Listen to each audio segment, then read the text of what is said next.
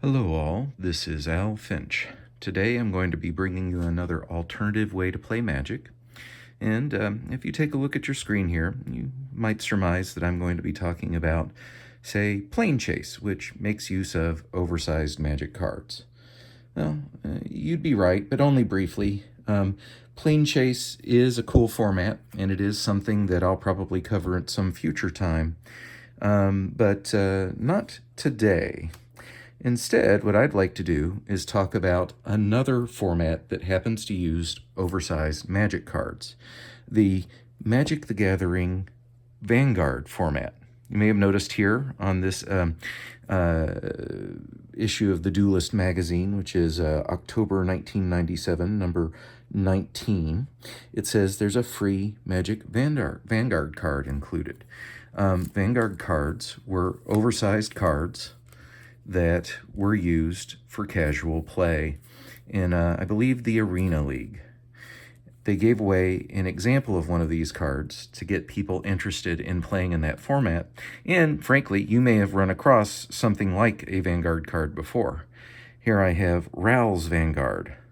It says it's a Vanguard card. It's also a playtest card. I believe a regular-sized version of this is a proxy, but a regular-sized version of this card appeared either in Mystery Booster 1 or Mystery Booster 2, and it has all the same stats as a traditional Vanguard card. Here's my example, Gix. Vanguard cards would be played on the table, all right, and they would typically stay out permanently. They couldn't be targeted, they couldn't be destroyed or removed from the game. They did modify your starting hand size. With Ral's Vanguard here, it says starting hand size +1, starting life total -5. With Gix, we see a max hand size of -2, but a starting life of +18. They didn't typically have requirements like Ral. It says here with Ral, your starting deck contains only instant, sorcery, and land cards. But they did all have abilities, things that you could access at any time. In the case of Gix, it says spend 3 generic mana, return target creature card from your graveyard to your hand. That's something that you could do at instant speed, right? That's pretty cool. Ral's Vanguard says, if an instant or sorcery spell you cast would cause you to draw 1 or more cards, draw an additional card. And if an instant or sorcery spell you cast would deal damage to a permanent or player, it deals 1 additional damage to that permanent or player. So, yeah, it was a neat format. I remember playing it at the time. Maybe we should explore this a little bit further by going into the magazine. So, with this, all right, we have essentially an article that gives an overview of how Vanguard works and where it premiered. In this case, it said Vanguard is the new supplement for Magic that debuted in Arena's summer season. So this is like the league play that they would have in card shops. And it ran from July 18th through August 24th. It was the result of a cooperative effort between Wizards of the Coast R&D and the events department. Vanguard was designed specifically for social Magic play, meaning not tournaments.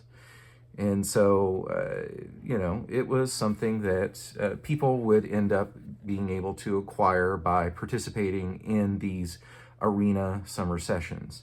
The original set of cards, I believe they came out with each session a set of 8 cards, and they would have several seasons of these, would be handed out at random to players that joined.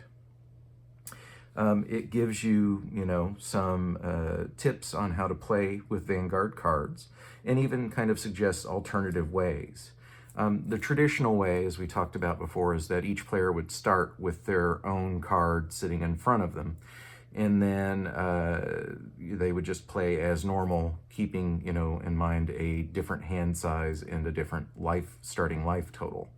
But it also suggests that maybe you play with multiple cards. Maybe you could stack 2 cards together to get some unique effects. So, double all damage dealt by creatures you control. And this one is, spend 3 put a sliver token into play, treat this as a 1/1 colorless creature, you could, potentially produce a whole bunch of sliver creatures that deal essentially double strike or double damage in short order using that combination of cards. You wouldn't even have to play a card from your deck, potentially. That is kind of cool.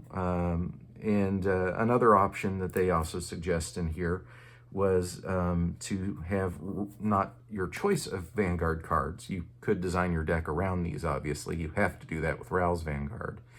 But instead start with a random one and then have it apply to both players. So kind of like what they would consider an enchant world at the time. You would flip this out and play using this ability. In this case of Hannah, your spells cost 1 less to play, and everybody would have 1 additional hand size. You would, by the way, draw that extra card at the beginning of the game. So you would have that in your starting hand. And then only start out at 15 life. So Hannah would make for a quicker game. And they also said you could play a game like this where, after a set number of turns, you would get another random card replacing the one that was already out.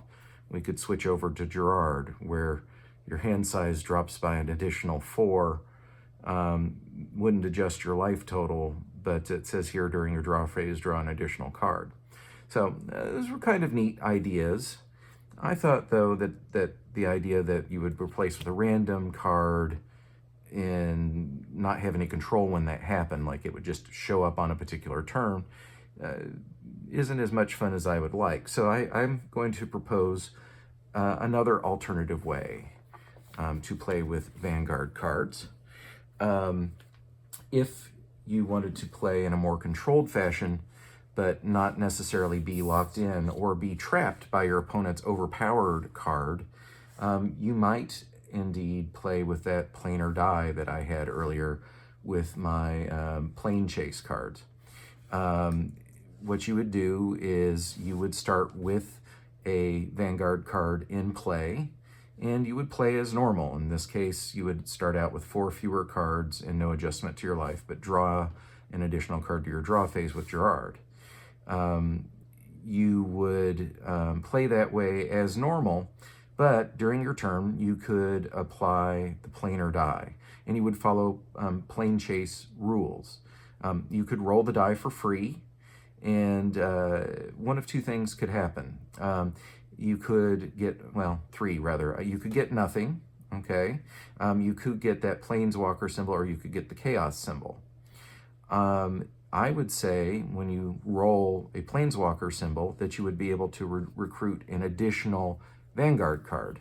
So then you would have not only Gerard, but you would also get Miri coming into play, who, because of her particular effect, would not adjust your hand size at all, but would add instantly to your life. And then it says each of your basic lands may be tapped to produce any color of mana instead of its normal type. So very powerful. If, though, your opponent were to roll the planar die and got a chaos symbol, I would rule that you could have that remove one of the Vanguard cards of their choice from the game. So this would kind of let you play a little bit more strategically, right? You could roll the planar die and hope to get a new Vanguard card that would help you.